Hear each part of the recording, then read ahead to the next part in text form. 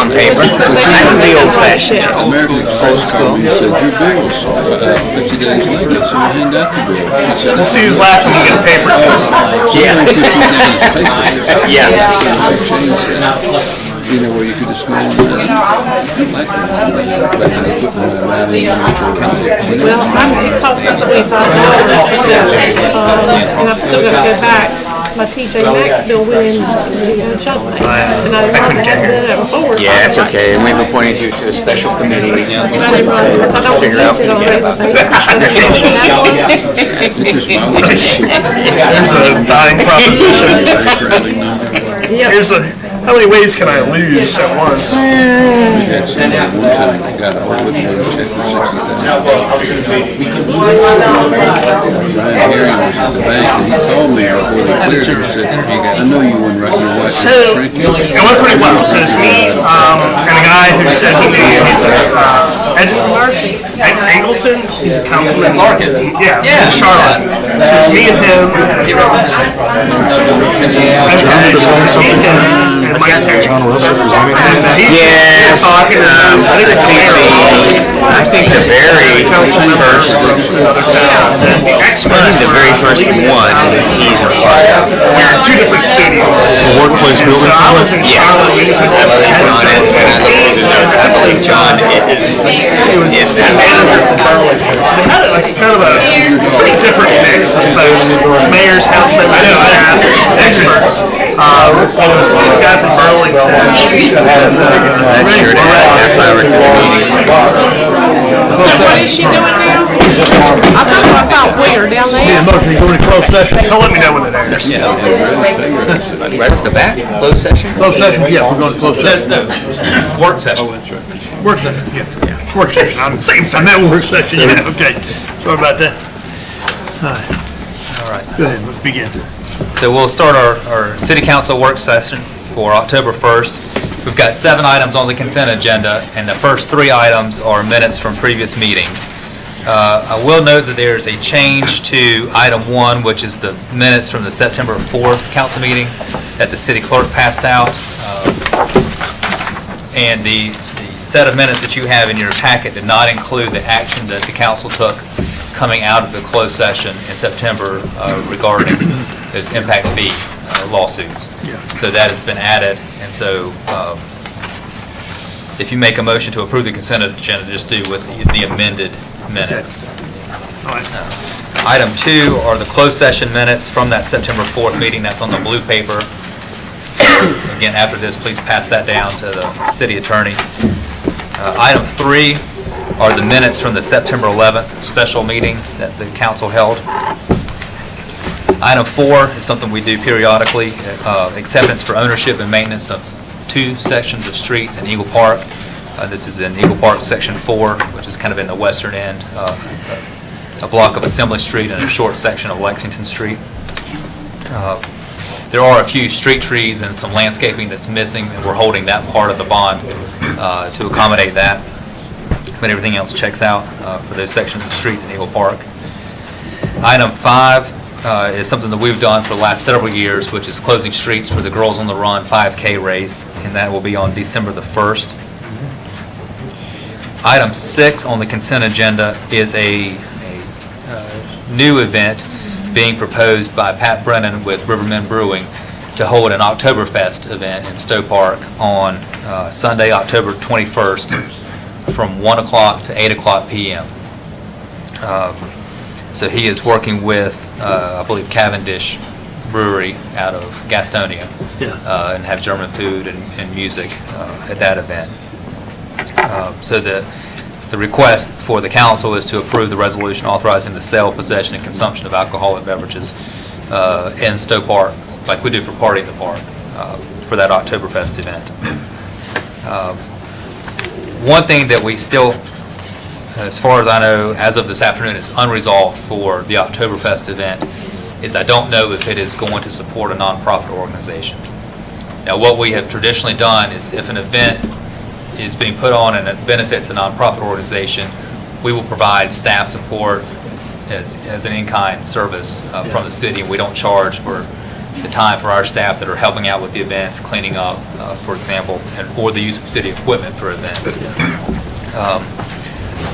Mr. Brennan had reached out to the Gaston County JCs, but I don't know the status of that. So I would suggest that if this event does support a nonprofit organization such as the JCs or another nonprofit, that we continue our practice of providing in-kind support. But if it's just going to benefit a private business, that we do not provide the in-kind support and we charge for our time. So it's going to be contingent on having a nonprofit involved. If that's the will of the council. That's my recommendation on that. Yeah.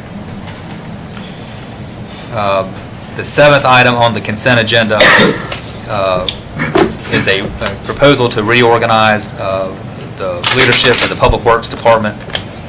If you recall, when the former street maintenance supervisor resigned, we had Danny Wisnett, who was the water and sewer supervisor, supervised both the water and sewer crew as well as the street and parks maintenance crews. We've done that as a trial basis for the last 6 or 9 months, and it's worked out really well for kind of both sides of the house, on the water and sewer side as well as on the streets maintenance and parks maintenance side. So we would like to make that as a permanent new position. So we would create a new position called Public Works Superintendent, and we would delete 2 positions, the street maintenance supervisor and the water and sewer superintendent position. So just consolidating 2 positions into one. And then obviously that will have a cost savings to the city for that. So that action would just be approving that new position and removing those 2 other positions. And you've got the job description and the position classification in your packets. So that is all that I have on the consent agenda. Okay. If you have any questions, I'll be happy to answer them. Ron, all time. We good? Ron, are you familiar with the JC's fundraising efforts and stuff like that? I just reached out to them, so hopefully I'll hear back in the next couple minutes before we start. Good. Good. I know they were approached. I don't know what they decided, but I'm, Okay. But you'll find out. yeah, I'm looking into it. I had thought that they were doing it. They agreed to it. Yeah. All right. We just haven't heard officially from Yeah, so I'm gonna the organizer. I'll try and find out. Could we approve the minutes, providing that, and then leave it for, or, the consent agenda, and leave it that if it isn't, then you say, no, sorry. Certainly. Yeah. Just contingent on. Yeah. Yeah. And then I'll just as a reminder to the council and to the public, we are recording these meetings, and so it's being live streamed and will be saved on the city website. So when you're speaking, please speak into the microphone so that we can pick it up. I think we had a little bit of trouble with the volume last time, but I think we've got that solved. Works. All right, the JCs are doing it. So if they are, then I would recommend that we provide in-kind support like we do for other nonprofit funded events. I'm just wondering why nobody wants to sit in the front row. Or your gas. Baptist, they fill up in the back. Yeah, that's what it is. Okay. Well, So we have a few minutes? Just enough time for her to get the sign-up sheets.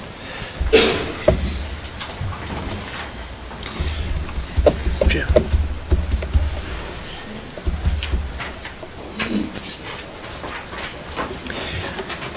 You're so good at it, you want to do our invocation? Thank you. With a compliment from your side. Not guilty. You want to lead us in our Pledge of Allegiance? Sure.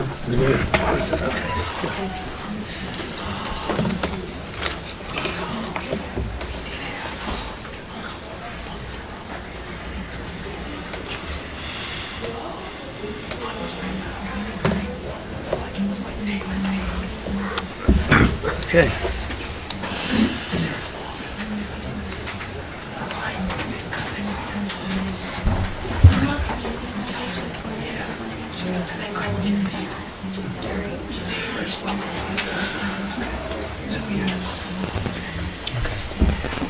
If the council wants them to. We didn't know anything about it.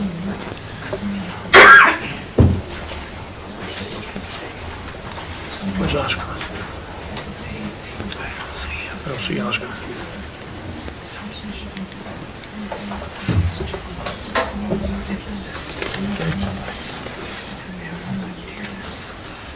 Yeah, for 2 items.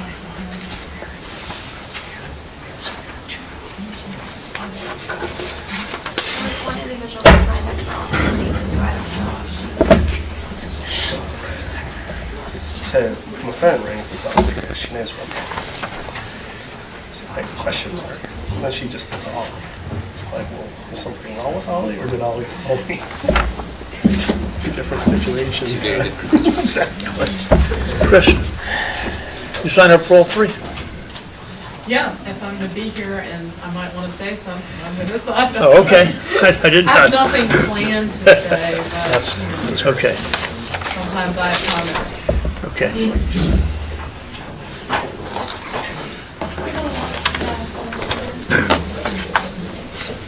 It's a good strategy.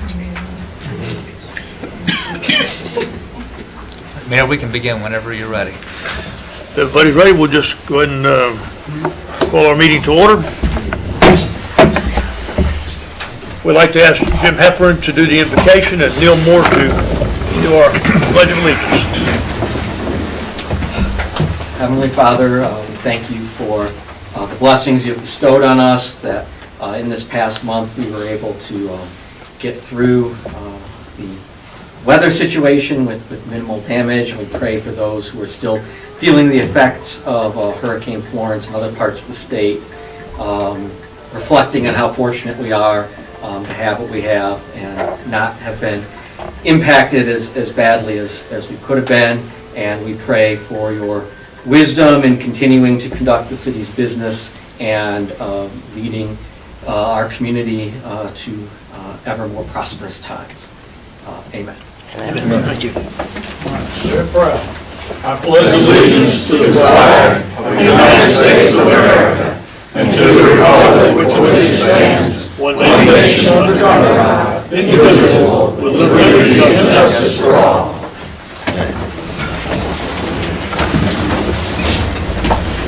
All right. We've got some officers here. Hello, Chief. Okay.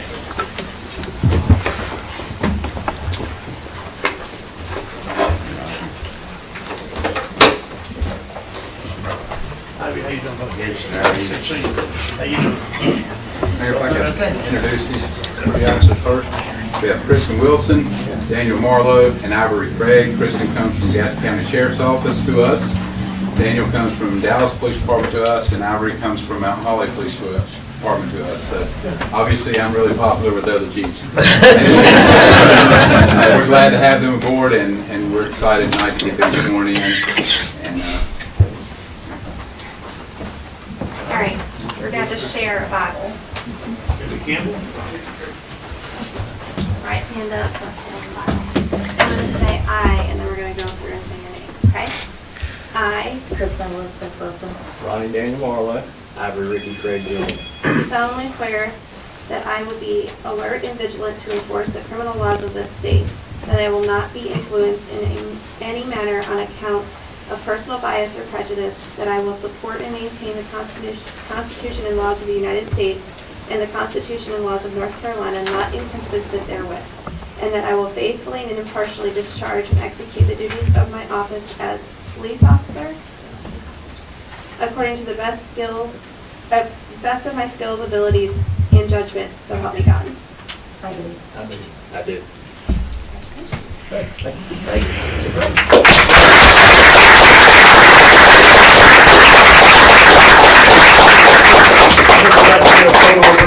and that's tradition. We're gonna, they want certain people to pin their badges on these, so we would have them come forward this time. Yeah. So we're proud of our way, in case you want to take.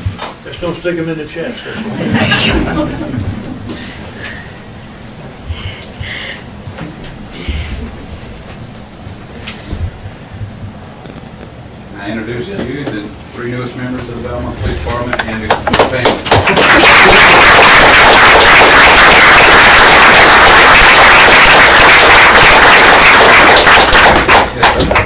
can't say enough about how our officers respond to different things.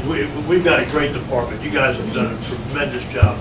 And I'm so glad to have you guys aboard. Right, they're just, I think it's a wonderful thing to serve in that capacity to help our citizens and stuff. So let's all give them another hand.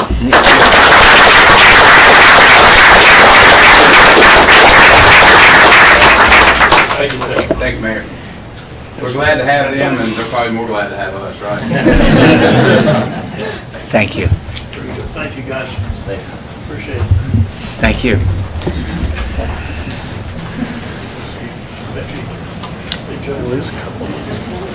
We got some other folks want to introduce tonight too.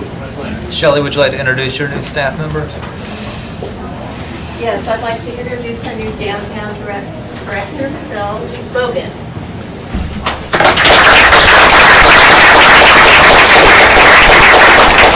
And then David, you've got a new staff member? I do, please stay.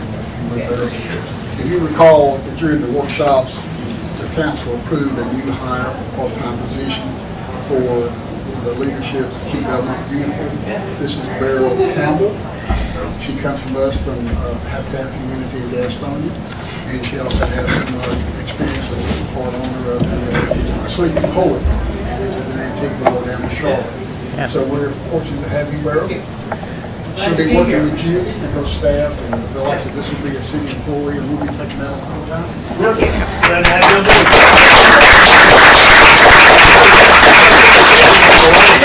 We figured it out. Although we may need to sit down and go back a little further. I got you. Thank you, guys. Appreciate you serving. Thank you.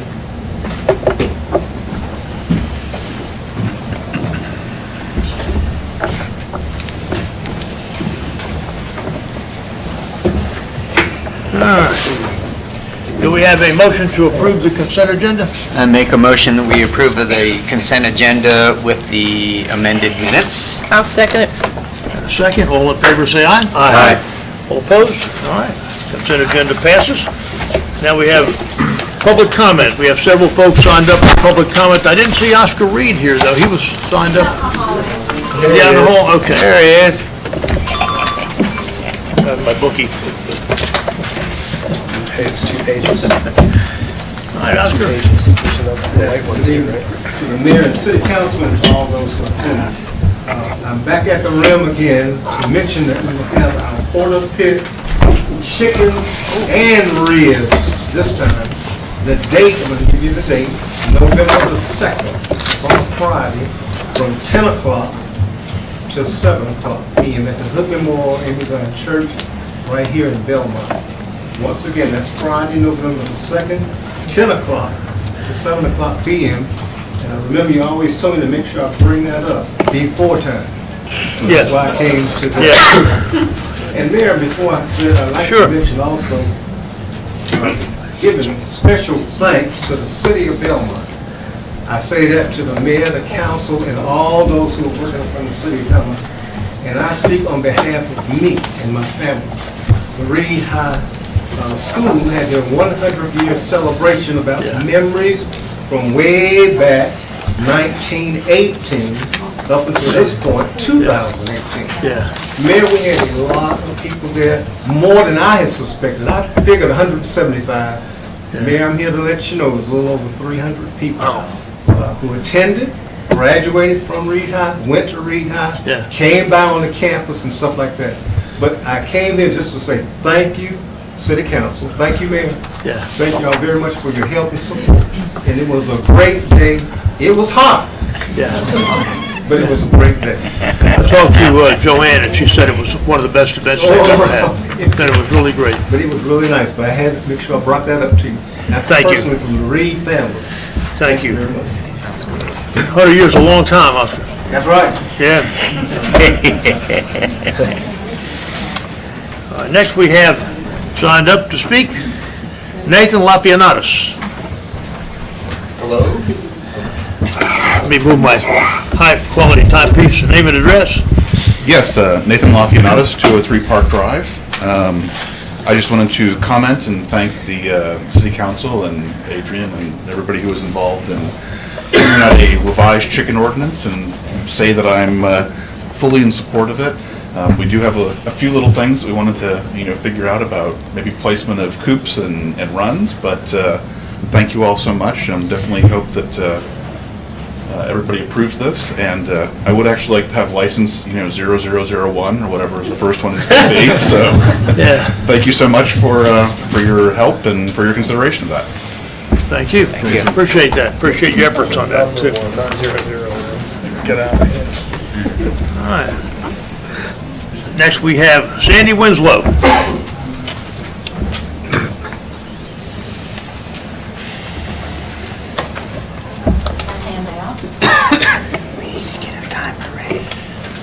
Thank you. One of these has to be ready. This will run out first. Yeah. I'm here to give the council a report on the Belmont Gadabouts. And this is the period from January 1st to September 1st, 2018. Our membership information, we have 75 active members. 57 of those are city residents. 18 are outside the city. They were grandfathered in 2015 when we adopted our new guidelines.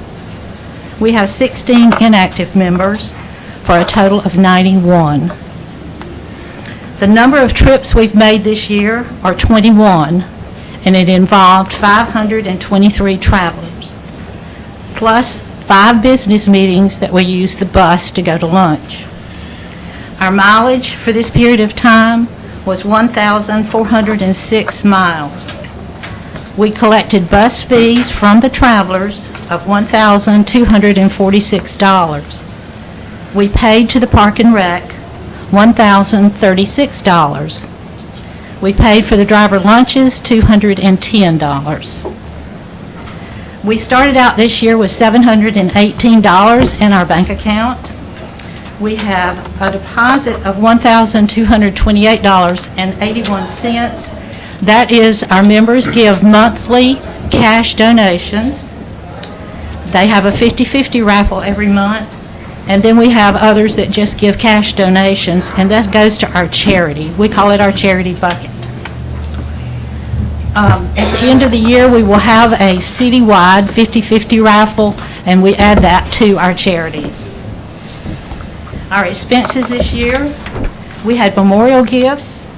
And these are members that have passed away to churches and to hospice for Bruckner and Huffstetler of $100. And that was just during this period of time. Our stamps and our cards are $75.75. Our miscellaneous reimbursement for a parking ticket for our bus, $15. A driver gift card of $40. And we had fruit baskets, 3 of them at $18.35. So right now we have $1,661.59 in our bank account. At the end of the year, we clear out our bank account except for $600. We give the balance of our bank account to BCO and to SOX. And that's it. Thank you. Thank you. Appreciate your update on that. And next we have signed up to speak, Kristen Comstock. I don't have anything to say. Y'all have changed the process since the last time I came to the meeting. Okay. Comments used to be, That concludes our public comment then. Let's move to first item on our agenda. Public hearing on the zoning text amendment, an amendment to Chapter 5 to allow workplace building type structures in the neighborhood commercial, center commercial, and highway commercial zoning districts. Do I have a motion to go into public hearing? Motion. I'll second it. A motion and a second. All in favor say aye. Aye. We are now in public hearing. Okay.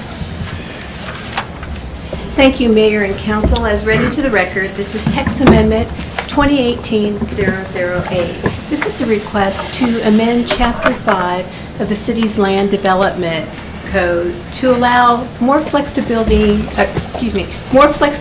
in building types within our zoning districts. We are specifically focused on workplace building type and proposing to allow this building type within the neighborhood center commercial zone as well as the highway commercial zone. This building type is currently allowed in the Business Campus District, the Institutional Campus District, and the Traditional Neighborhood District.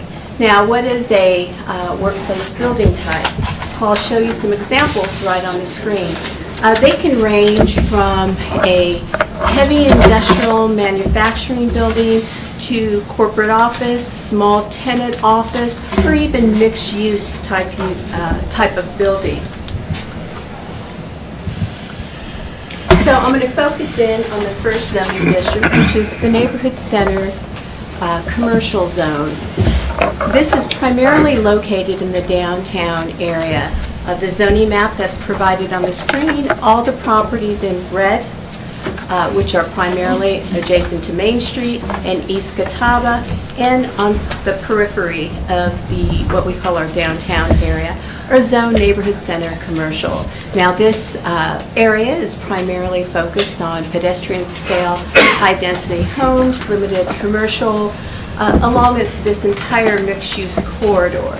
Now, this is an area where we would expect mixed use as well as corporate office or bank type, doctor's office, anything we would call a professional office. Currently, this district does not allow this building type. We do believe that some discretion is needed for this building type when looking at proposed projects on Main Street or East Catawba, just to ensure it's the right fit for that location.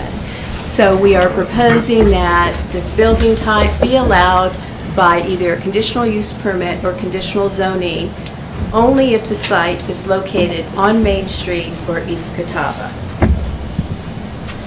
We are also proposing to add this building type in the highway commercial zone. Now, this area is primarily adjacent to Wilkinson Boulevard. That you can see, it's the bright pink and with the crosshatch.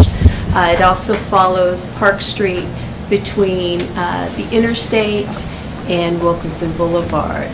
Now, this particular zoning district is our most diverse. It allows the most diverse range of commercial as well as mixed use.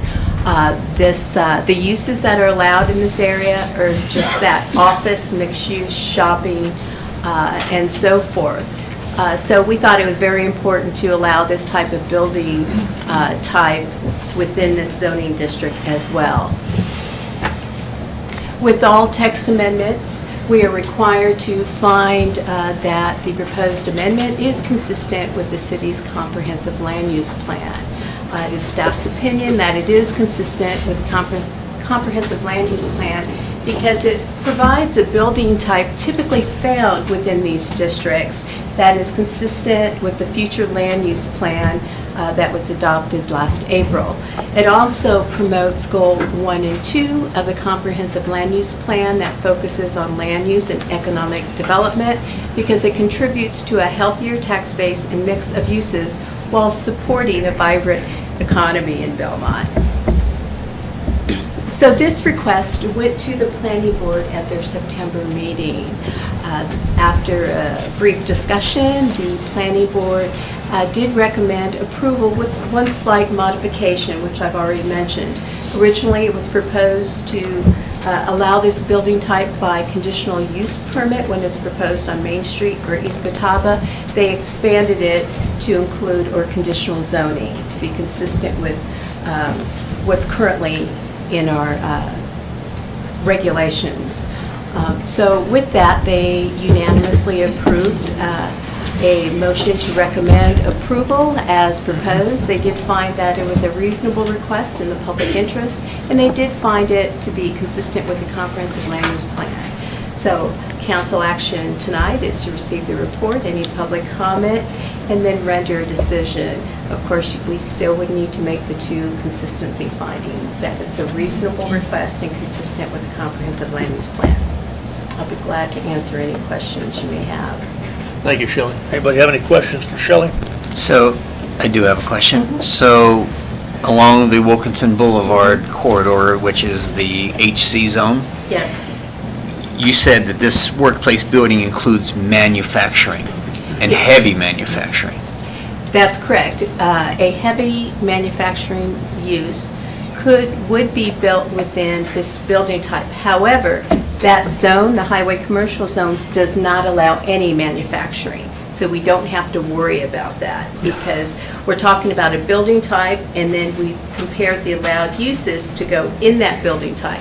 We do not allow manufacturing in either the NCC zone or the highway commercial. So it would be primarily office building or mixed-use type uses. And what's the concern with just making it all conditional that we can choose, put? Well, in particular zones and locations, this building type is typically found everywhere. For example, the Stowe building right across the street, that is a workplace building type.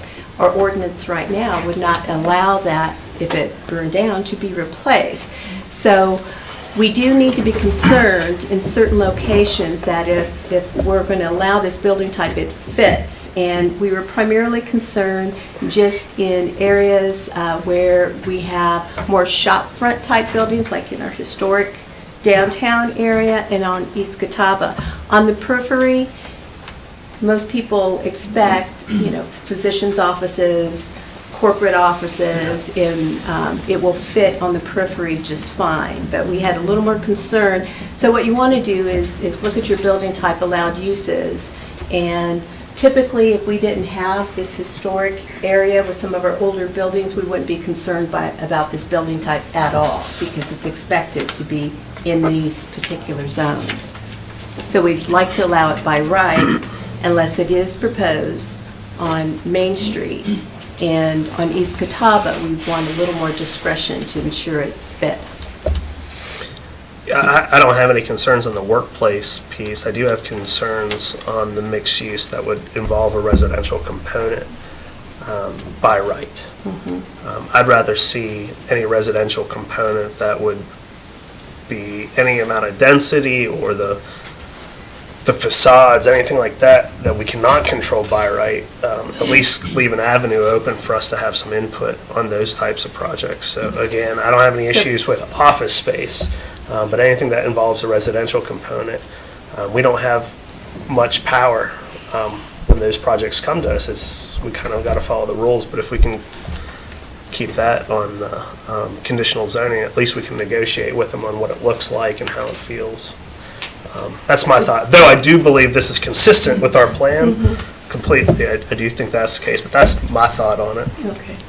And just for clarification, is that your thought on both the highway commercial zone as well as the NCC zone that is primarily in the downtown area?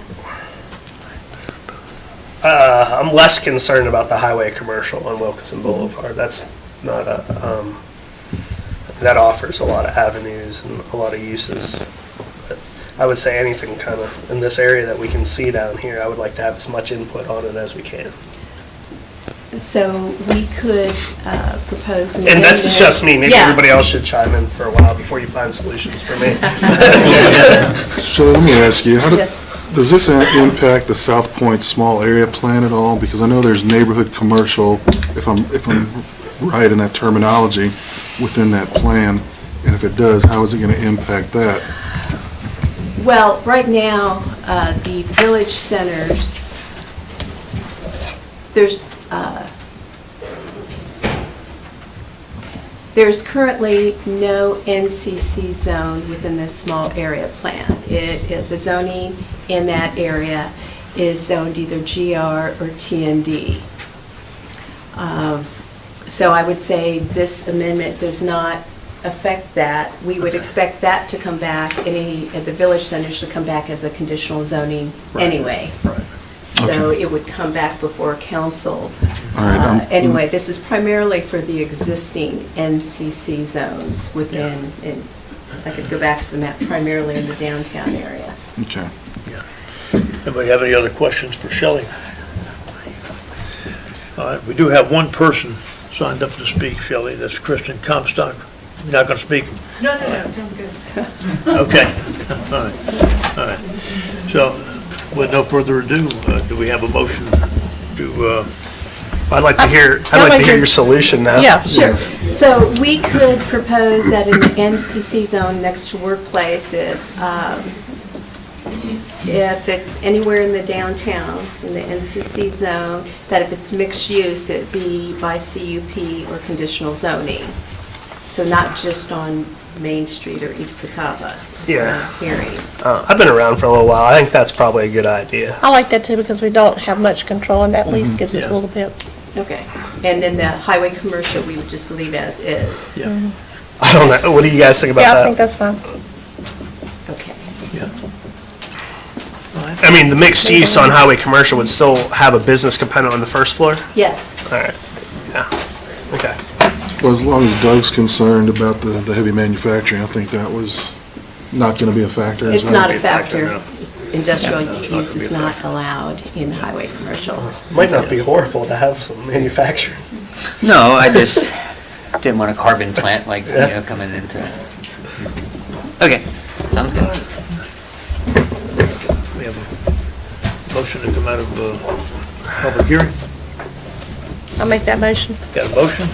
Second. Got a second? All in favor, say aye. Aye. Aye, that moves us on to item number 3, considering the approval of an ordinance adopting the zoning text amendment TA 2018.06 to allow workplace building type structures in the neighborhood center commercial and the highway commercial zoning districts.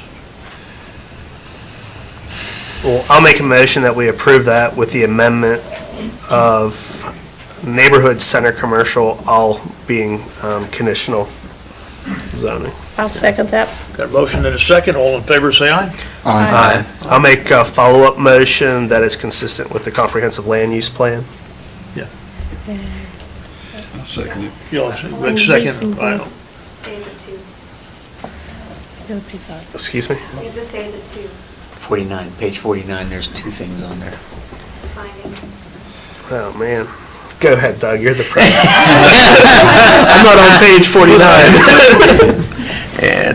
I make a motion that this is consistent with the adopted comprehensive land use plan, and that it promotes goals 1 and 2 of the land use plan, that it contributes to a healthier tax base and mix of uses while supporting a vibrant economy. I'll second that. All in favor, say aye. Aye. All right, thank God we got through that one, huh? All right.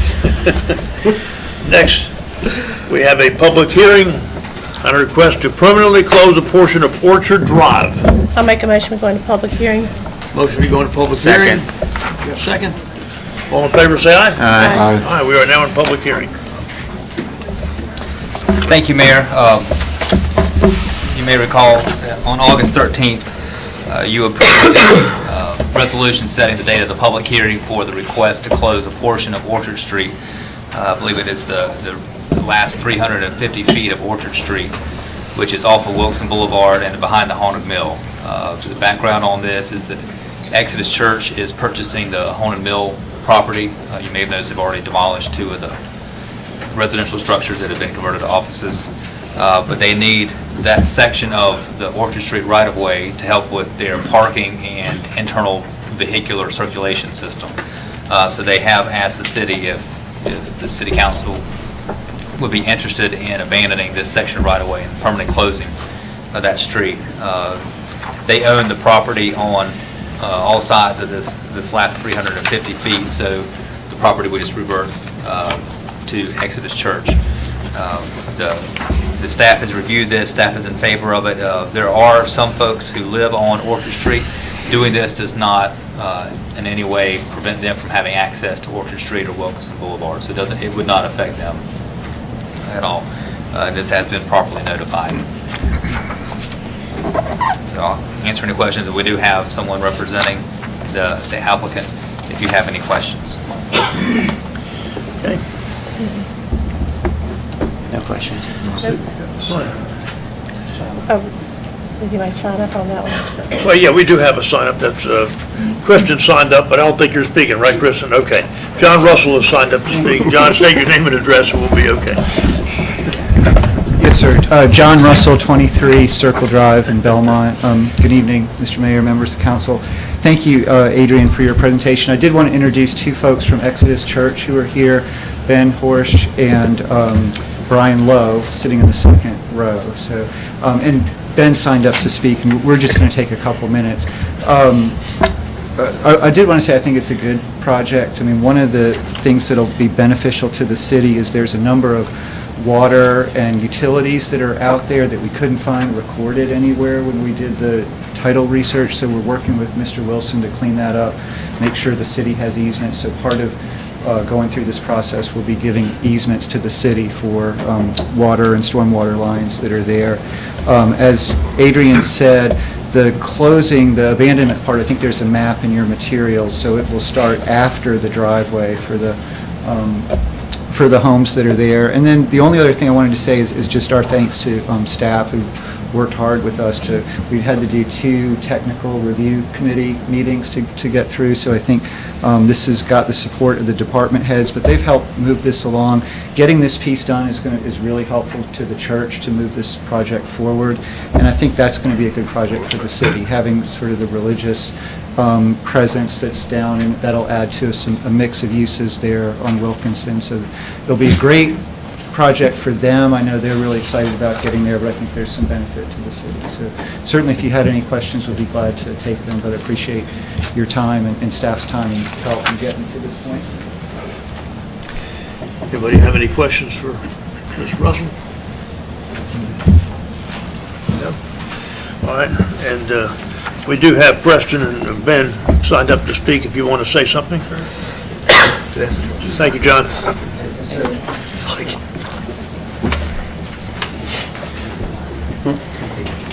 State your name and address. Thank you. Good evening. My name is Ben Hirsch. I live at 1122 Kendrick Road in Gastonia. And I'm one of the pastors at Exodus Church, as John said, and grateful to be here. I just really simply wanted to say thank you to you guys. To say that Exodus Church is excited about this would probably be an understatement.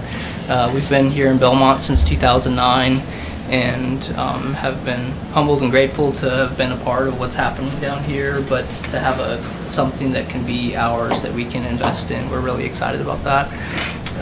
We're making a significant investment in the mill as well, and we're really excited. We believe that it's going to enhance the community in a lot of different ways for us to be able to be a permanent fixture here within the community.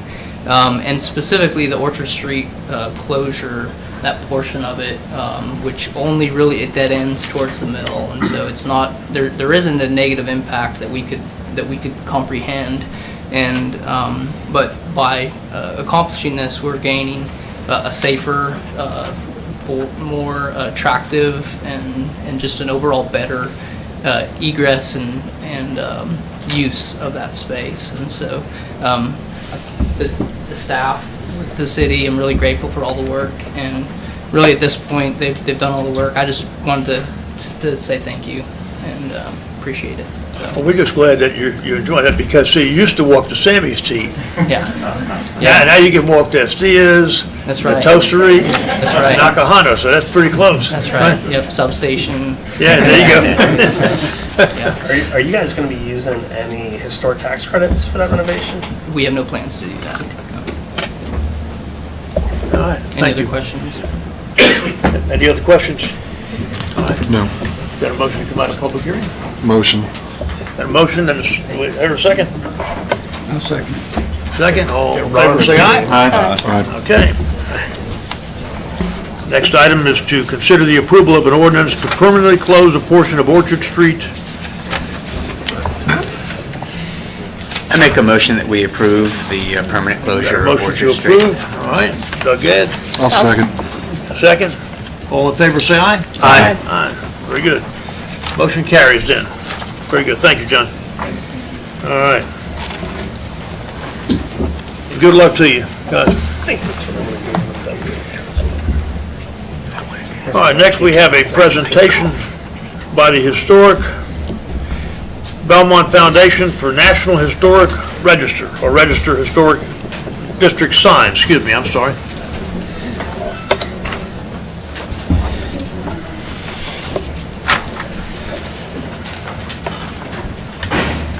Good evening, Mayor and City Council members. Thank you for having me. My name is April Laddick. I am a Board of Director member for the Historic Belmont Foundation. I'm a little nervous. I've never done this before. So tonight, I am here to actually request a public and private partnership between the Historic Belmont Foundation and the City of Belmont to install a historic marker sign on Catawba. We are also asking for half of the cost of the sign. So the marker, just to tell you a little bit about the marker itself, the marker will be approximately 7 feet tall, and we are looking to have it installed on the east end of Catawba Street when you're entering into the historic area. The sign will also be a solid bronze, so it's very high quality sign. And again, it illustrates that they are entering into the historic area. In front of you, you'll see the final quote for this sign. It does come in a little over $4,000. While this may seem a little bit high for a sign, we did want to create a sign that was very high quality, so we did go with the solid bronze. We did get 3 quotes so that we could be cost conscious in this decision, and so this was the best price for the sign. We're excited to share the fact that we were able to make it into the National Registry of Historic Places back in December 27th, 1996. So this will allow anybody coming in as a visitor or as a resident to know that we have made it into the National Historic Places. Now, it does not have a date on it. We did not want to confuse by when we got into the National Registry versus when we were incorporated, so no dates are on it. But we are excited about this, and we hope that you will vote yes on helping with the sign with the half of the funding for it and the location. Is there any questions? So this one's different than the one in the packet. That is the latest render. That is the latest rendering. We were asked. So the other renderings also had the Historic Belmont Foundation logo on it, and we were asked to remove that. So we did that and made a few other tweaks with the dates, like I said, but everything else was the same. And we received this revised version after we had completed the city council package. Yeah. Okay. We have reached out to community members and also the staff here at the city and have seemed to get pretty good response about it. So we hope that you guys like it as well. I appreciate all your efforts on that. Thank you. Anybody have any questions? Why not 2 signs as we come in, from both sides of the city? So I don't want to speak for your board, but So this sign will actually be double-sided, so you'll see it when you're coming and you're going from this one. We have looked at the other locations, and while that is an option for later on down the road, if we get good feedback from this one and we see that this was a good partnership, then we can move forward with getting other ones.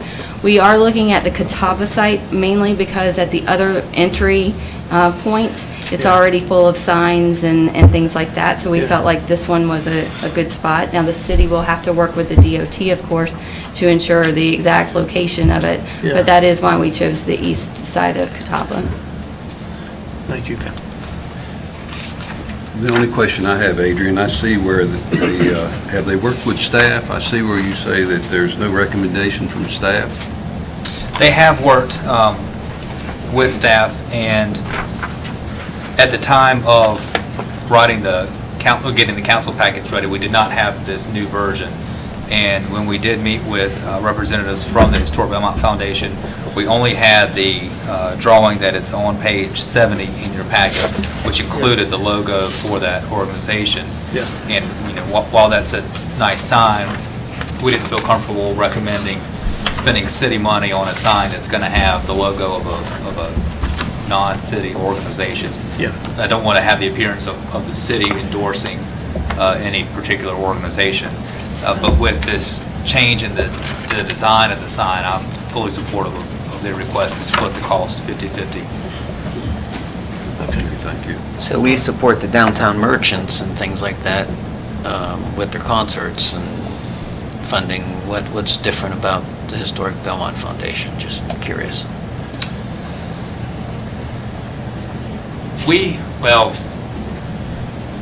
when we were working with the Belmont Merchants Association, the city did not provide a monetary contribution. We provided in-kind support, and we paid for porta-johns, but that was it. Still costs money. Okay.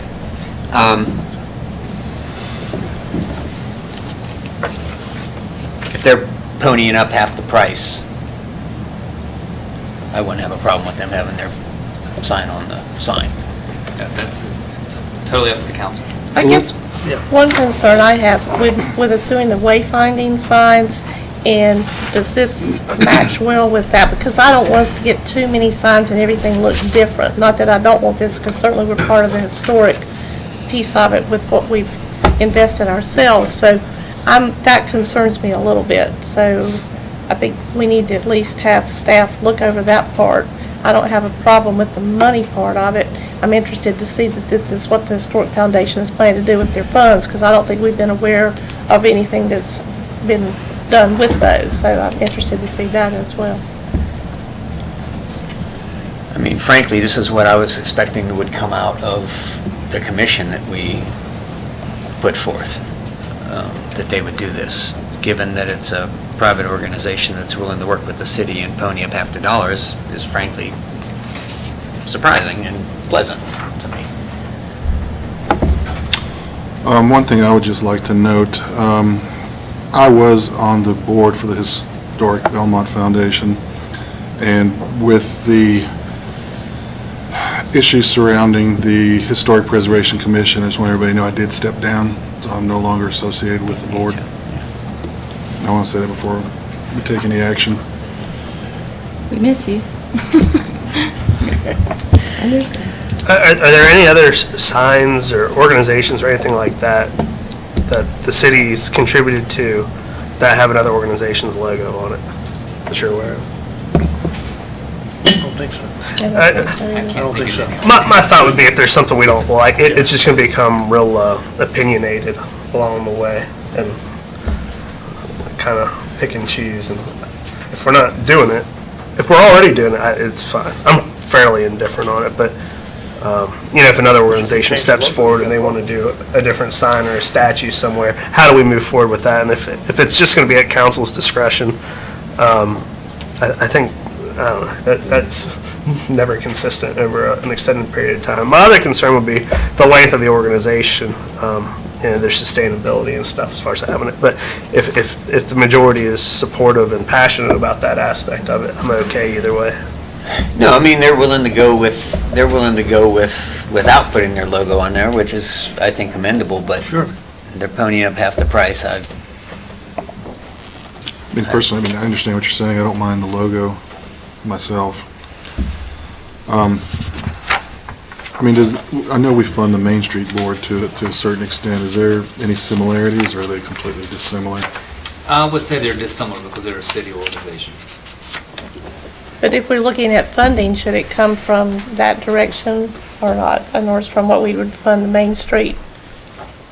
I would not recommend using the money that we put toward the Main Street program on this and just take this out of general fund capital. General fund, yeah. I would still be more interested in deferring this to our next meeting so that our staff can look at this and make sure that we are going to have all the signs matching or connecting well, that kind of thing. Because we're looking not at just one, but possibly a second sign of the same nature, from what I'm understanding.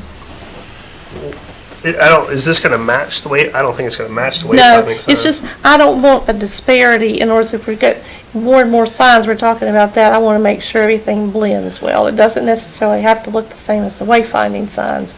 But if we're talking about 2 more at the entrance to the city, I want to make sure that we're doing the best thing in that situation.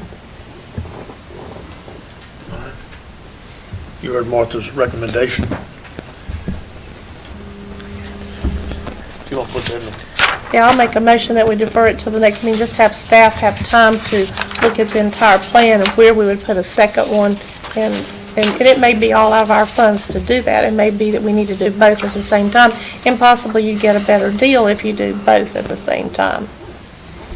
I'm in favor of it generally. I just want to make sure we're doing the correct thing and following the procedures that we could. So that's my motion, to defer it to the next meeting. Do I hear a second to defer it to the next meeting? I mean, I'm happy to approve it just as it is. I just think it's rather generous offer, frankly. Can we do it and say that we will support it, we'll review by our planning and zoning department to make it appropriate as far as placement and sign, design of sign? You know, I don't have a problem with it. I just think, Shelley, have y'all reviewed it? We met with some representatives initially, and have had the organization logo on it, and that's one thing we talked about is, we talked a little bit about wayfinding and how it might fit in, and the concern about the organization logo versus our wayfinding. And they did, as you can see here, remove the organization. Yeah. I think Councilman Stowe has a valid point, but I also think so you folks aren't on one side or the other right now. Well, let me ask you, did you find that the design and the materials were, I mean, it seems to be somewhat consistent with what you might see in other cities? This is a very standard type sign. Same as the homes that we have, the markers on homes. I mean, clearly, we put it on the agenda because we evidently were ready to put it on the agenda. Okay. Well, how did it come to be on the agenda, I guess would be the question then. I had a request from the Historic Belmont Foundation, and after we had met with staff to talk about it. And Shelley, would your department be comfortable in proceeding with this, or would you like to have time to review it and talk to these folks? Well, the design, as you can see, is very nice. It's typical for historic marker, the design being bronze and double-sided. The only other thing we could do is maybe meet with Buzz Gazelle, who did our wayfinding signs, and let him put his eyes on it and see if he had any recommendation. That would probably be the next step we could think of doing. We did, Buzz was actually one of our quotes, so he has looked at it. Unfortunately, he wasn't the one that came in the most cost conscious, so we proceeded with the crisp printers. But Buzz did look at it. Do our wayfinding designs for the city. Well, I'm prepared to make a motion as presented. I second. Second. All in favor, say aye. Aye. All opposed? I'll say nay just because I think we need to be more cautious. Motion carries 4-1, I believe, so we'll proceed. Thank you. Thank you. To the next item on the agenda, which is the,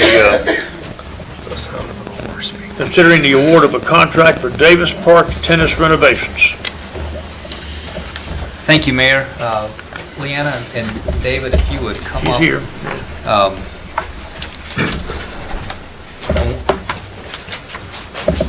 As you know, our Parks and Recreation Advisory Board Chair, Leanna London, has been working on the Davis Park Tennis Court projects for over a year now, and has been very generous with her time raising money to help match city funds for the renovations of the Davis Park tennis courts. And she has worked with David Eisenhower, our Public Works Director, and Zip Stowe, our Parks and Recreation Director, on this project. They went out and got quotes. They asked for several quotes. Unfortunately, some contractors didn't provide quotes, but we did get 2 quotes for the actual court work. The low bidder was Queen City Court Builders, LLC, with a quote of $122,599. That was lower than the other quote, which was $15,000 or $17,000 more. If you'll look at page 74 of your packets, you'll see a memorandum from David with some of the ancillary work that needs to be done to that section of Davis Park around the tennis courts. So we have a total project cost of $139,279. So I'm recommending that the council award the contract to Queen City Court Builders, LLC, and set up a total project budget of $150,000, which gives us $10,000 just as a contingency.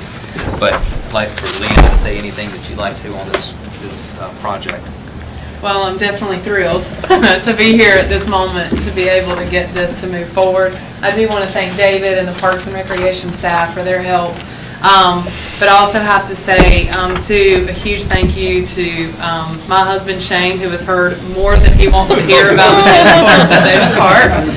I also want to thank another tennis enthusiast and citizen of Belmont, J.C. Vargas, for also helping with getting to reach our $50,000 goal, which has been met in the memo. It was at 99%. We are over, and we are going to continue to fundraise after I talk to Adrian about when money will be transferred to the city, so we're going to continue to do that.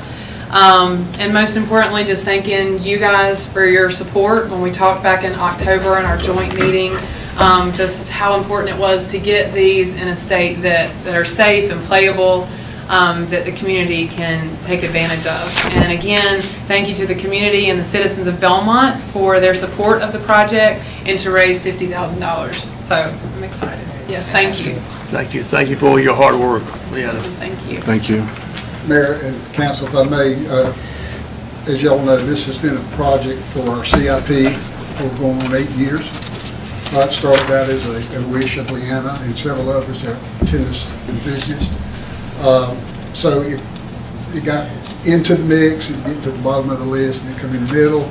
So this year it finally got to the top. So with our approval of our new tax increases this year, this came about to be able to get this project done. So with that said, I will be taking a sign out of the clerk's office in the morning that says your tax dollars at work, and we will, upon approval, we will post that sign out there at the park with our blessings to get this project finally completed. I heard you're going to have a pickleball court there too, right? We are, so.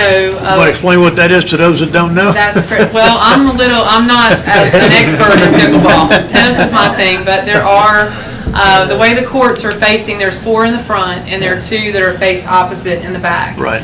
Previously, one side has been 2 practice boards since the last resurfacing, and so now we're going to take those out and put 2 pickleball courts there.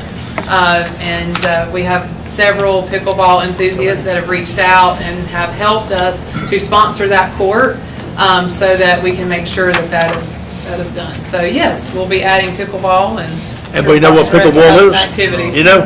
It's like you play it with a wiffle ball and like a ping pong racket, don't you? It's a smaller version. Yes, the small. So we'll actually, in the placement of the practice boards, you'll actually be able to put 2 pickleball courts in that area. Wow. Cool. So, and then we'll, of course, renew the tennis court on the other side that has been out for a while. So. Pickleball is for seniors, right? I'm not saying we can play it. I'm just saying that it'll be there. No, we had a pickleball court. Oh, okay. All right, a pickleball court. All right. I just have a question about Queen City Court Builders. Have they built other tennis courts? They have. have. We confirmed that? Yes. Successful? Yes, thank you, Ryan, for bringing that up. So I've talked to Brad. Brad actually met David as well as Chuck Flowers out one day along with myself. We talked with him in Lent. Adrian and I both actually this week talked to a couple of references of theirs, and he and I both got good reviews for him. He is very much into the tennis community in Charlotte. He's a part owner of Charlotte Racket Club in East, I think, on one side. So, yes, we've had great conversations. I've kept him up to date. So. Yeah, he had a good reference. Tennis courts are different than paving. Yes. Any other questions for Leanna or David? So given our experience with paving roads with asphalt, they give a 1-year warranty. Do cracks and, faults show inside of a year that they would come repair, or is it going to be, all of a sudden, 18 months from now, we're going to see cracks and faults? The material that Queen City will be using, it does have a 1-year warranty free of any defects whatsoever. The material that they're putting down is estimated to last a good 8 or 9 years. Okay. So it's a new high-tech material that they use. It's got asphalt in it as well. But yeah, so we'll be good with that court before we know at least 8 years for sure. But I also know that one of the important things is how they, get the the Yes. substrate set and everything else as well, so. We're going to monitor that to make sure that, that it falls correctly, that it doesn't pond, water, all that, Councilman Gavin will monitor for sure. Is there any ongoing maintenance that we can kind of look ahead at to avoid this situation coming up in the future, where we have to come up with money and, how do you maintain a tennis court into perpetuity? Well, you have to catch it early on. If you see even a hairline crack, let's just say 5 years from now, we start to see some cracking. In the street terminology, we call it alligating. See a little bit of alligating going on, you got a problem, that means moisture's getting in there. Yeah. You need to hit it up, you need to address it like this. Right away. Our current courts, we haven't done anything since they were put in 14 years ago, yes. So unfortunately, you can't even hold a tennis tournament there now because we don't have cracks, we have expansion joints. Yeah. 2 inches wherever your tennis ball lands, it's your luck where it goes. So, but we will monitor that as a maintenance precaution and to make sure that we keep an eye on any alligator that may come up in the next year. That's great. And as a change from our previous practice, I've asked David and Zip to come up with a maintenance plan for each park so that we don't have these surprises pop up. And so we'll certainly add these courts to the Davis Park maintenance plan. Absolutely. Very good. Thank you. And just a side note on that part too is like future maintenance. So right now, each court has been sponsored by a family in Belmont. That court, that sign will stay up for 5 years. And so when it's up for that renewal and they choose to do that, then that can also go back into helping in maintaining the tennis courts as well. So there is some money that can be regenerated from this particular fundraiser into adding to it next time. Thank you for all your hard work. We have a motion to. I'd like to make that motion that we approve the resurfacing. Second. Got a second? All in favor, say aye. Aye. All right, very good. Motion carries. Congratulations on the new tennis court. That's great, man. If you want something done, get Leanna on it. Did a great job. Great. Raise some money, get a lot of things done. All right. Next item we have is the considering of approval for property exchange and amendment to the development and operating agreement with Belmont Rowing Center. Item number 8. Thank you, Mayor. Welcome Cindy White from the Belmont Rowing Center. I'll just kind of lead us off and I'll turn it over to you, Cindy. As you know, we have a development and operating agreement with Belmont Rowing Center for the city's proposed rowing park, which is located on the little peninsula of land across the cove from the wastewater treatment plant at the end of Parkdale Drive or Stone Bread Trail. The Belmont Rowing Center purchased the property and donated about 3 acres to the city for the city park. And then over the last several months, the Rowing Center has had surveyors and engineers out there, and after they got the topography, they realized that the property lines as originally designed were not sufficient for the use of the property. So there is so here's the site plan for the park. And in order to have the site plan work, there's a small section of property that the city currently owns that needs to be used for the rowing center, and a small portion of the property that the rowing center owns that needs to be in the city's ownership for the park. So we have reviewed this. We recommend approval of the property exchange as well as the amendments to the operating agreement. But I'll turn it over to Cindy.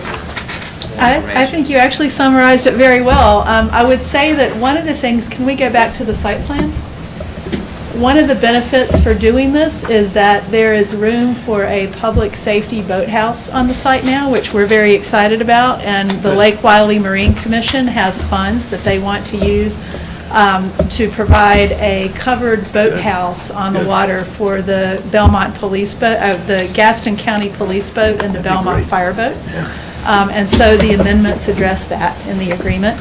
And so really the changes were, we had 2 docks for rowing and paddling before, and we've combined those into one bigger dock to have less of a shore impact. Okay. We also thought initially that Duke in the FERC process that we have to go through, that they would let us tie up the coaches launches to one of those docks.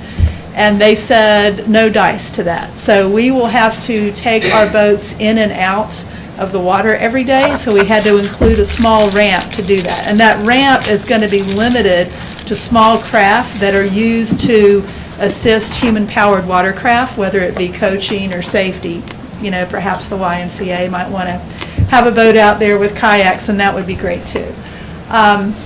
And so we have the ramp, we have 2 docks that went down to 1, and we have the addition of the public safety boathouse.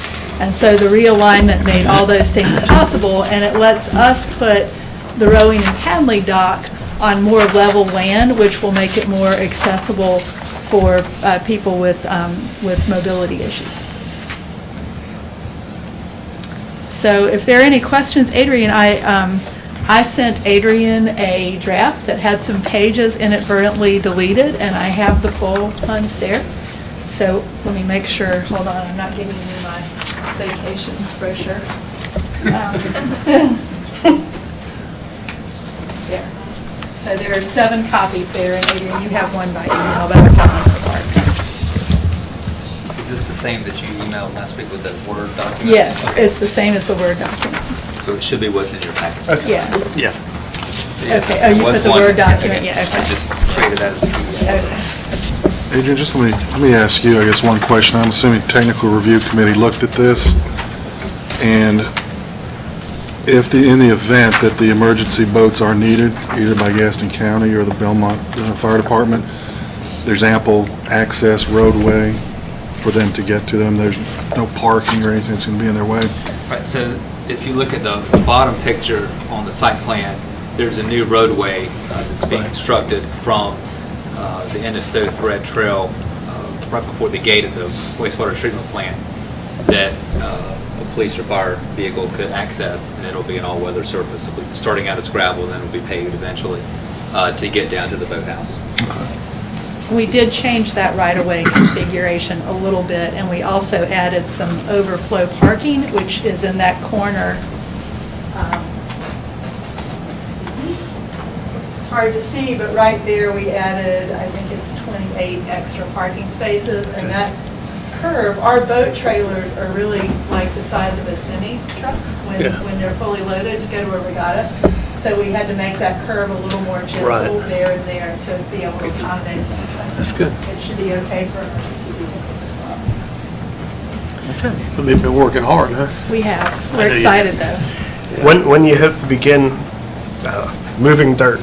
Well, as soon as we can. We had to get all this straight and get the parcel exchange done. The next step is to initiate the FERC process. So we've got now, if you approve this, we'll get our surveyor out one more time to do a few more sightings that we'll need for the FERC application, and we'll start that process. It could take anywhere, the likely time period is around a year, and the day it's granted will be the day that we get out there and start working on it. Good luck. Plus you have a group from Thank you. Huntersville that's coming in to join you too. We have a group from Charlotte called Charlotte Youth Rowing, and Youth we're very rowing. excited about that. Very And good. the Belmont Youth Group, I will say, we're still fairly early, but we have, I think it's 12 novices who just joined us this year, and they're very fired up about it, and they rowed in their first regatta on Saturday about and that? did quite well. So we're excited about the participation from Gaston County also. Thank you for doing it. All right. So somebody from the foundation. Did we hear a I make a motion that we approve the proposed property exchange and amendment to the development and operating agreement with the Belmont Rowing Center. I'll second it. A second, all right, all in favor, say aye. Aye. Very good, motion carries then. Congratulations, and we'll see you on the river. Let's see, is there anyone here from the Gaston Community Foundation? Yes, hi. This will be quick. Hey, how we doing? Yes, here, I will turn over to you. Hi. Hey, Allison. Nice to see you, good, thank you. Here, I will. No, you're fine either way. How you doing? My name's Kevin Harris. I'm a resident of Belmont, 6015 Days Drive. I'm joined by Vincent Alexander and Allison Cottingham, who are members of the Belmont Community Impact Fund. Yeah. For 5 years now, we received seed money and funding from the Community Foundation of Gaston County. This is our 5th year. We've presented roughly, I don't know, 50 to 55,000 plus in checks that go to nonprofits that focus on the development of the waterfront and also downtown Gaston County. And we're pleased to present 5,000 today to the Belmont Rowing Center. Great. Congratulations, Cindy, for the land swap and what's about to happen. I work in Charlotte. When I cross the 85 bridge, I see the boats and the regattas, and I think it's really exciting. And we're pleased to present 5,000 to Cindy and the Belmont Rowing Center. Thank you. We appreciate that. Everybody got a photo with the group that we have with the check? Super. Everybody got a camera? Everybody got a camera? I've got it. Wow. This is Are you really kidding? We all got exciting. cameras. Thank you so much. Teamwork photogenic members. We're ready. This is a huge help for a small organization like us. We really appreciate it. Oh, you're doing great. Thanks. Thank you so much. You got one. There you All go. right, Jamie's got a camera, okay. Oh, you want to come here? Yeah, stand right up here is fine. Yeah, Okay. this is good. Thank you. No, I feel like I'm blocking No, everything. no. For these photos, just get Not out of the about way. us, about you. Ready? Mayor, look up. 2, 3. Very good. Thank you. Very good. You bet. Thank you. Appreciate it. Thank you very much for doing that.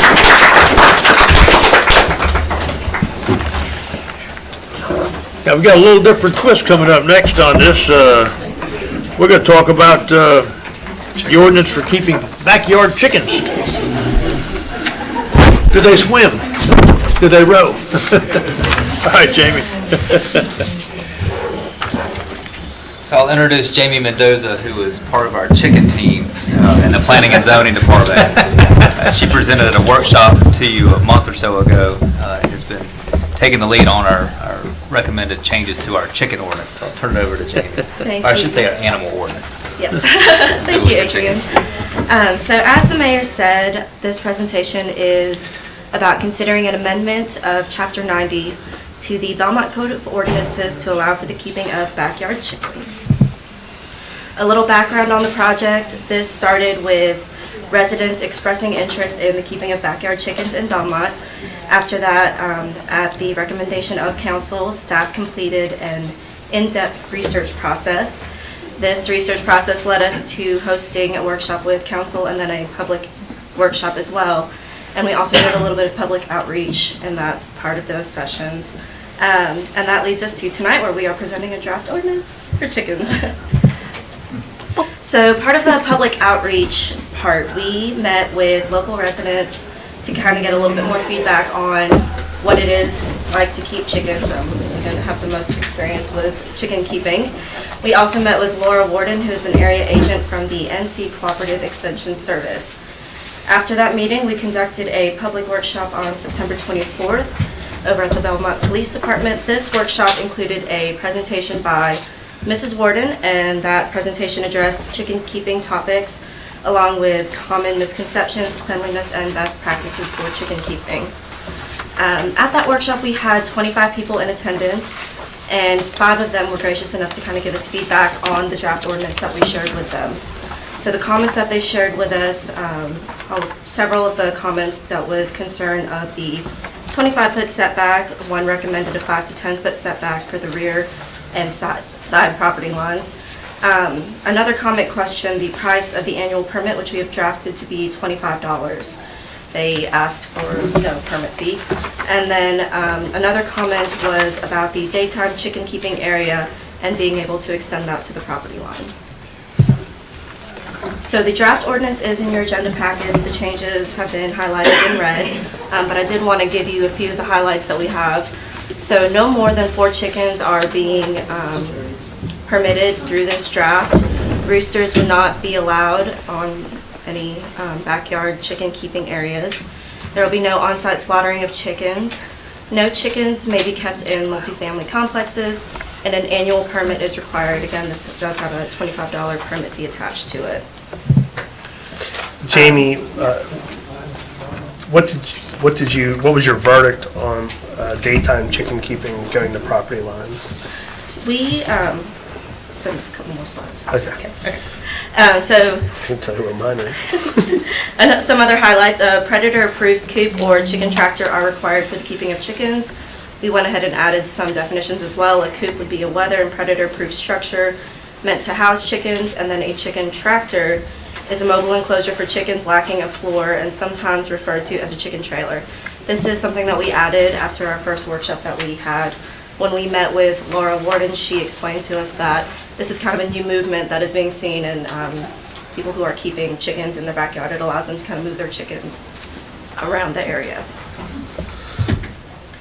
So this is the, to answer your question, so we have proposed the draft with the 25-foot setback, and the chicken keeping area is set to be in that 25-foot setback. So the area and anything regarding the chickens to the coop run would have to be 25 from rear and side setback lines.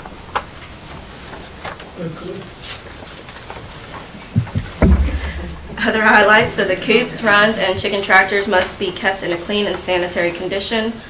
All chickens must be in a coop or chicken tractor during non-daylight hours, and chickens may be located in a coop, run, chicken tractor, or securely fenced area during daylight hours. So in the picture below, we have what they call chicken netting or chicken fencing. We also learned that this can be kind of like electrified. So it has a solar panel that you can hook onto it, and the intention is to keep chickens in and predators out. So this is something that can kind of give an extra area for backyard chickens. What about the height of the chicken coop? We left it off, for chicken coops, they are enclosed, so the chickens wouldn't be able to fly out. Laura addressed chickens being able to fly out, and it would be, I guess, remedied by clipping their wings, so we go back and clip them again, to kind of keep the chickens from flying above the coop or netting area. I was thinking more of the building, like how high up can somebody build? We didn't regulate that. Okay. We have limits on accessory structures. Like a shed or something.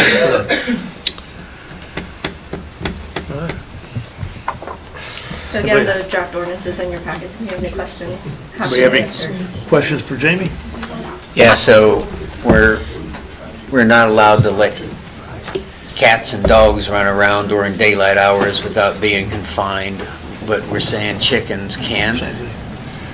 So back on this, the way that the ordinance is written is saying that the chickens would only be allowed in the area that is set by the setback regulations. So say they were to put a chicken netting up, it would have to be 25 feet off of the property lines.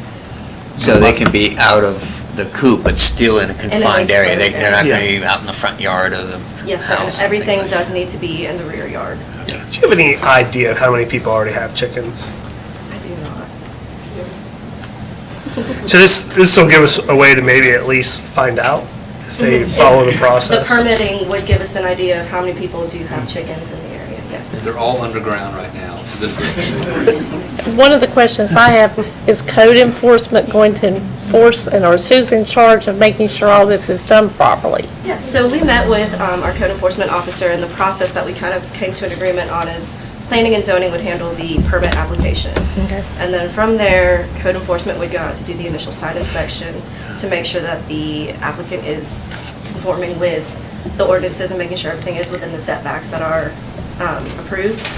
And then from there, it would be up to code enforcement to kind of keep checking on to make sure that it is being followed. The other municipalities in the area that we have in the county, do they have problems with the chicken orders? We did some calls to neighboring cities to kind of see what worked and what didn't work, and none of them really had any negative comments. Good.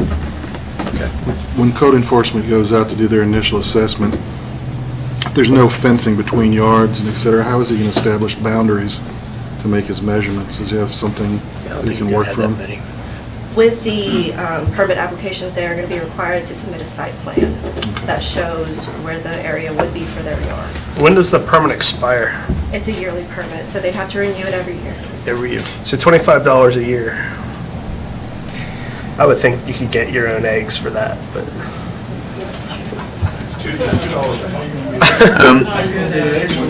So have we already defined what the process is if someone violates the rules? Do we have that all spelled out of this is what happens? Code enforcement has said that it would be the same as any other animal violation, so if it's a $50 fine Okay. for every animal. Okay, all right. Okay. We're ready to. Okay. We're ready to vote on it? You have a motion?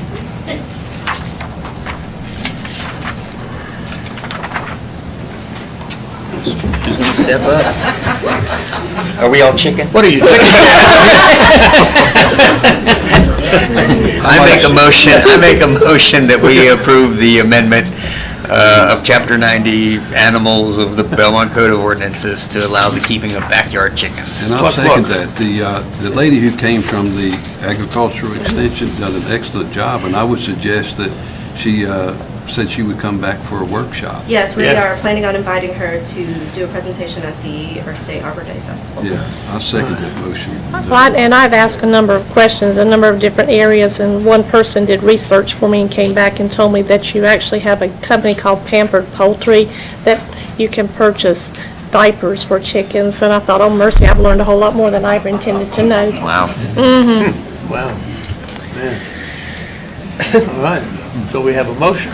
A second. Got a second? All in favor, say aye. Aye. All right. Well, Belmont's gone to the chickens, right? Huh? Legalized chickens. Legalized chickens, yes. How much staff? That's going to be interesting. I don't think there's going to be that many people getting chickens. I don't want to hear about staff time. Too much trouble. When I started seeing them in the workshops and stuff, I'm like, holy smokes. That's a good learning experience. And with the chickens, all right, let's get the... I'm just teasing you, but I'm sure. Next item on the... If we can keep the clucking down, we'll be all right. No. Item number 10 is next item on the agenda. Consider the approval of a cooperative utility program agreement with Southwood Realty. Thank you. I'd like to invite Michelle or Elizabeth to present this request. This is our first time, so Elizabeth worked on this agreement when the Palisades came here. This was our first big apartment complex, and we didn't know what we were getting into as far as so many people moving in and out and this, that, and the other. And Southwood wanted, every time a tenant would move out, wanted it to go back in their name. It's kind of been a billing nightmare for us, well, not for us, for them. And what it's also done is, since the water's on, it's in Southwood's name, tenants would move in and not come and apply for service because they have the water. So we've had some accounts stay in Southwood Realty's name for like a year. So Elizabeth worked with Southwood Realty to come up with this agreement that we will not put it in their name. We'll bill them this amount every month, and it will capture people moving in because now it'll be vacant. So there'll be usage, so it comes out on reports, and we know to get the customer to come in and apply. It's more cost effective for us and for Southwood Realty to do this. And she put in there that we would review it yearly, and every 6 months, and then we'd look at it on a yearly basis to adjust it according to what rates the council. When I read this, I didn't see that where it said where we would increase rates.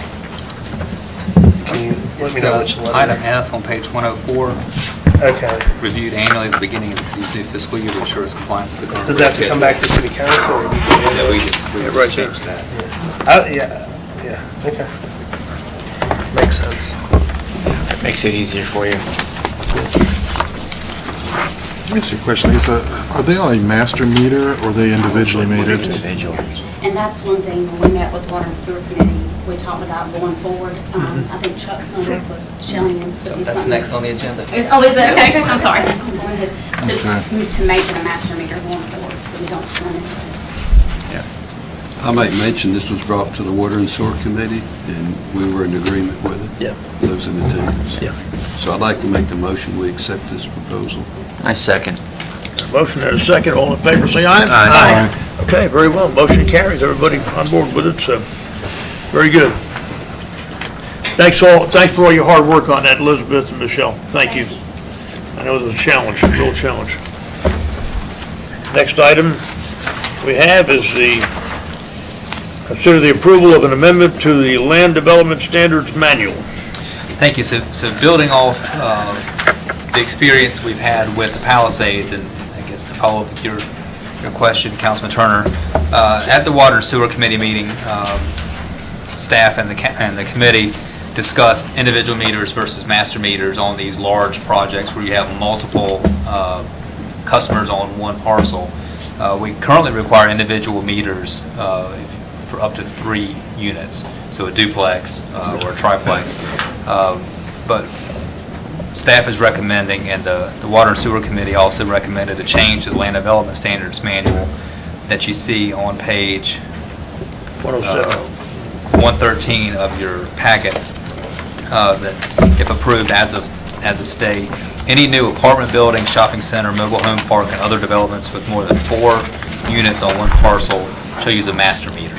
This will make it easier, certainly for us, and Monitor, yeah. our experience with Palisades, it should make it easier for the property owner.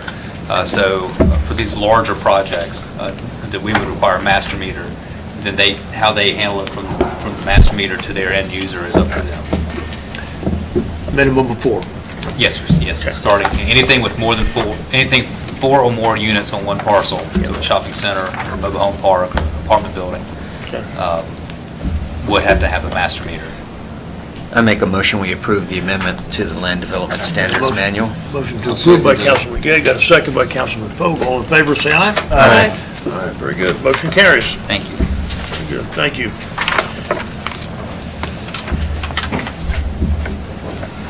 Next, we have the committee reports. Thank you. So we've covered a variety of action items tonight. So the next are just no action needed. It's the reports of various committees. Item D1 is the minutes from the September 12th Belmont Tourism Development Authority meeting. They did approve the grant for the water tower? Yes, they did. Yes. So as a follow-up, thank you, Councilman Schrift. The repainting of the Majestic Mill water tank. The council approved funding for that and asked that we apply for a grant with the Belmont Tourism Authority. The Belmont Tourism Authority did approve that grant, so we split the cost 50-50. That's great. So we appreciate the vote of the Tourism Authority on that. The second item under reports is the minutes from the September 18th Planning and Zoning Board. Those begin on page 123. Excuse me, that's the Watershed Review Board. Excuse me. Yeah. And then the Parks and Recreation Advisory Board report from the September 19th meeting of that board begins on page 125. Again, no action needed, it's just for your information. The minutes from the September 20th Planning and Zoning Board begin on page 129 under item 4. Again, that's just for your information. No action needed. The minutes from the Main Street Advisory Board and Downtown Belmont Development Association from their meeting on September the 20th. Those minutes begin on page 133, and again, there's no action needed on that. Bless you. Bless you. And the final report would be the manager's report. Just a couple items. I want to thank the Main Street program and the DBDA for the Party in the Park that we had on Saturday with the Journey cover band. They'll have their next Party in the Park on Saturday, October the 13th, with a Stevie Wonder tribute band called Natural Wonder. So we're trying to have a little bit different musical groups for the Party in the Park. And they're not going to hand out sunglasses to everybody? No, sir. The final concert of the 2018 concert season will be a partnership with the Boo Fest, and that'll be on Saturday, October the 27th. The Boo Fest is in the afternoon, and then the concert will be from 6 to 9 on Main Street, and it will feature the Java Band out of Charlotte, and that's being themed as Nightmare on Main Street, so we're encouraging people to come in costume and sort of we have the Boo Fest is more of a kids Halloween event, and the adult Halloween event will be that evening on Main Street. Yeah. I will note that the WaterSmart customer portal for our utility system is now live. I believe it went live last week, and we've got about 100 people who have signed up so far, but we're promoting that. You'll see an insert in your utility bills going out.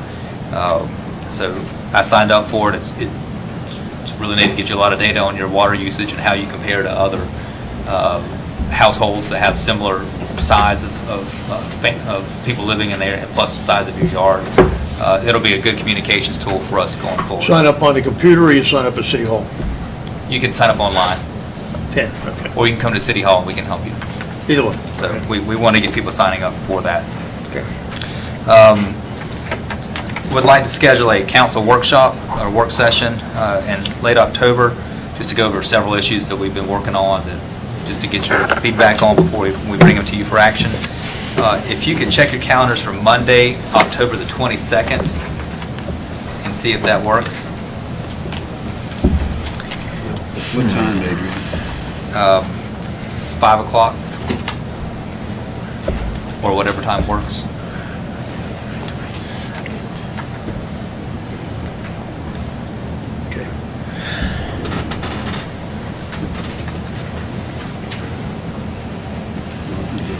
Everybody good with that? I'm good with it. Marcus said she's Yeah. good with As it. far as I know, that's fine. I think I should be good on the 22nd. I think I'm okay. At 5 o'clock? Yes, sir. As long as you have birthday cake, I'm good with It's your birthday? it. I'm fine with that. 5 p.m. You'll be coming from the golf course. They're closed on Monday. Do you want us to do it a little bit earlier? No, 5 o'clock's fine. I don't want you to miss your birthday party. No, there'll be no birthday party. Also, as a follow-up to, I think, a comment from a couple council members last month on the signal timing issue on Wilson Boulevard and Main Street and Park Street. I have been in conversations throughout the month with the traffic signal unit at DOT in Raleigh, and they're aware of it, and they think that what's happened is during the resurfacing of Wilson Boulevard this summer, some of the detection loops got cut and weren't reinstalled correctly, so everything got off kilter. There's some other, so they're working on that to come back. There's some other operational things that they're working on to help traffic flow, such as putting some more of those flashing yellow arrows to allow for left turns on what would have been red, but is now would be a flashing yellow, wear safe. But when I get pictures that I see on Facebook, or when I hear a traffic report that there's back up on 85, I automatically go to my Google Maps, take a screenshot of all the red, and I send it to Jennifer and Meredith and Raleigh, and just let them know that they're working on it, but that this is something we're dealing with every day. So it's amazing how just coordinating signals helps with traffic flow. So they are working on that. And then I do have 2 follow-up items from, I believe it was last month meeting. Last month, our city engineer presented a fall paving program, and you authorized me to award the contract as long as the cost was under $250,000. Jerry did that bidding, and Blythe Construction came in at $245,847, so I went ahead and awarded that. They hope to get started with that in November and complete that portion by the end of the year. The list of streets was in your packet from the September meeting. Okay. And then also, we wanted to award a contract, or consider awarding a contract for the general contractor for the Public Works facility at our September 4th meeting. Because of the timing of the bid openings, that was not possible. So that was done at a special meeting in September, and the city council, and I just want to report to the public and to the full council, the council did award a contract to MV Momentum LLC out of Charlotte, but whose owners live here in Belmont, for that project, and that came in, the low bid came in just over $4.9 million. We had a second special meeting to consider the list of conditions from the USDA, which is doing our permanent financing. The USDA, the day after that special meeting, the USDA did approve our financing, so we're good with the USDA. The next step is tomorrow, the North Carolina Local Government Commission will consider our request to use installment financing. Michelle has been working with them all month on this. They don't need us to come to Raleigh for that meeting, and they don't even need us to call in, so we're hopeful that we met all the requirements for that financing. So assuming that LGC approves it tomorrow, and as soon as we get our building permit, hopefully early November, we can begin construction of that project. That's one that's been out there for a long time, and so we're hoping that will be done within 1 year. And then finally, Joe, thank you to the Belmont Police Department and the Belmont Fire Department for their work last week helping City of Gastonia and multiple agencies on the manhunt, or the search for Maddox Bridge. I know we sent several officers and several firefighters, and they worked out there all the first part of that week. So thank you for helping those agencies. Yeah, that's all I've got. All right. Other business, we'll start out with Ryan this time. Today's October 1st, and that's the kickoff for GO Month, which stands for Gaston Outside. It's a celebration of Gaston County and a countywide marketing effort to bring awareness to outside communities, to shed a positive light on the environment that we have here, and also to reinforce to people who live here the positive communities that we have. And so I kicked off at the Warlick YMCA last week, which if you have not been out there, it's kind of mind-boggling to think that there's something like that in our community. It's a $20 million YMCA, and I don't think there's anything that rivals it in the country in that area. But so the kickoff was then. I think this week we start off with economic and business. And so you'll read articles in the Gaston Gazette and different publications about that. There's been different workshops at Gaston College bringing manufacturing businesses and the communities together. And then that will kind of launch into Restaurant and Retail Week, which restaurants at Belmont and all across the county have put coupons and buy one, get one free specials on the website. And then that'll carry forward to arts and culture and so forth. And so that's for the month of October. That's an initiative from the Greater Gaston Development Corporation. The second initiative is the airport study, which we were a financial contributor to. That study was delivered to me on Monday of this week, and the executive summary is probably about twice the size of our agenda tonight, so I have not read it. But I will get you all a PDF of that. There's also a larger type marketing book too that we can use. The idea again for this was to see how Belmont can position itself with the Charlotte International Airport as it comes to economic development. So what are some of the unique factors that Belmont has that maybe another community does not? For example, in Belmont, our property value is a little bit higher than Bessemer City. So for somebody to put a manufacturing plant in Belmont might not make sense where it would make a lot of sense in Bessemer City. And so how can all the different municipalities play off of one another? And so we got that plan. We got to figure out a way to implement it and who's going to implement it and how that goes. But I do know, though, that at the end of that meeting, the next step was the GGDC would be coming to ask for City Council to approve that plan and its scope of work in so much as that we agree with kind of the outcome. And so I'll get it to you. I think they're planning on coming in November, so I don't know, maybe Jamie has a copy too. So okay, so if you guys could send that to the rest of council, I think that'll fulfill my obligation. Vincent was going to send out Okay. the PDF as soon as he had it. So Yeah. as soon as we get a copy of that. And for the folks who did read it, like Greg Botner, who's a big business owner here in Belmont, he was very impressed with it. And so for the folks who did read it, their feedback was really good. I haven't had a chance. He's the chairperson now. And he's the chairperson. And you know, as you know, his business relocated from Chicago to come to Belmont, and they opened up a large plastics company with hundreds of employees right here in Belmont. So we're glad to have them, and hopefully having guys like him and a plan like this can help us recruit more guys like him. So. How many of you saw Ryan in the Gazette carrying the rubber duck? Huh? Yeah, I did. That was the kickoff celebration. You can raise your hands. It's okay. I had to carry a rubber duck on a spatula and run. And that I did not know this until moments before the activity, but I was a very good sport. What you get when you volunteer, Ryan. It is what you get when you volunteer. That's absolutely true. Right. Thank you, Ryan. That's all I have. Thank you. Richard? Yeah, just a quick thank you to staff for your hurricane prep. I know it didn't exactly materialize, but I know you put a lot of time into getting ready for it in the event that it did. I think the biggest issue we had was a tree down on Central. Yeah.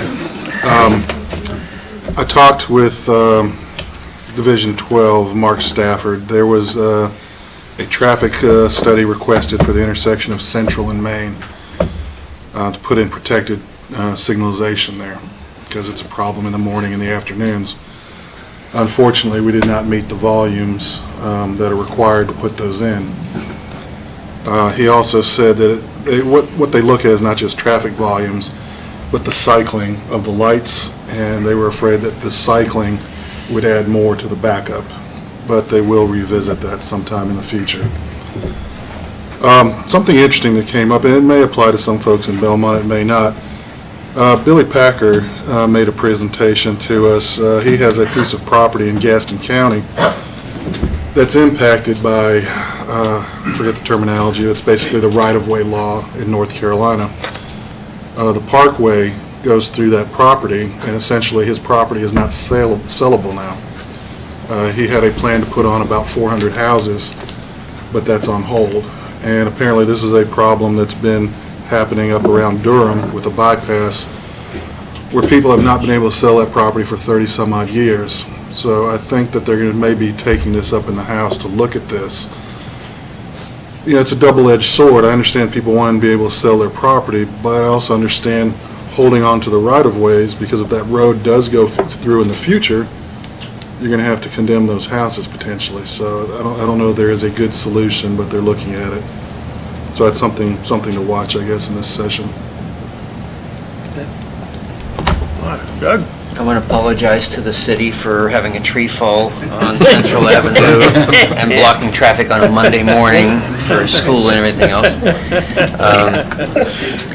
I do want to say that the race that was last Saturday or the Saturday before, I came out of my driveway, I turned right, I turned down Gaston, came out, had to turn right again because I couldn't go left again, so I did a couple loops to figure out how to get out of town. But it was great to see how many people were out there running, and I'm really happy that our town does support those type of events in town. And my wife and I sit out and have coffee. I'm too lazy to run, but it's fabulous to see what happens and how many people participate in that kind of stuff. So kudos to the city for that. Speaking of the hurricane, I missed a couple events, meetings that we had, and I appreciate your support. I had the honor of serving as Atrium Health's logistics chief throughout the hurricane event. And we had a lot of needs down in the eastern part of the state, and I mean, we range from coordinating flights from a donor breast milk center in Virginia to Charlotte, helicoptered it down to Wilmington Hospital, food, blood. It was quite an event for us. Deployed a mobile hospital down to Burgau. So we're very fortunate that it missed us the way it did, but the people down in eastern part of the state, our mobile hospital said that the sites that they saw were worse than when they were deployed to Katrina. So it's severe, and so we just need to keep those folks in our thoughts that are in the eastern part of the state that are suffering from this disaster. All right. I just want to thank all the departments for, like Doug said, helping clean up and taking care of things, and all the work you did with the party in the park the other night. That was really great. Thank you very much for that. We got a committed bunch of people. Since we're talking about trees, I really appreciate you taking a turn, because this is the first time in many years it's been a tree on your side of the street. It's always been us. So thank you for taking a turn. I know you've had your fair share this year. We have. That's all. That's it. Ron? I'm fine. He's fine. Okay, very good. Mayor, before we adjourn, Judy, would you like to talk about your event coming up? Well, Saturday's Big Sweep, and we meet at Stowe Park in the upper level to go out and clean up around Belmont. Our city's pretty clean, but we go out the city limits. So we give away T-shirts as long as they last. And the good thing is you're going to get a hot dog lunch afterwards. So you need to come and bring your friends, and David has the bags, and we have gloves, and go out and do our thing at 9 o'clock, and we'll be there. And we come back about 11. Not a long time, or you can come and do 1 hour if you want. I'll send you some. We'd love to have you. If you can make it work. Thank you. Thank you. Okay. Well, with no further ado. Motion to adjourn. Got a motion to adjourn? And if you have it, please do your closed session minutes down to Parks.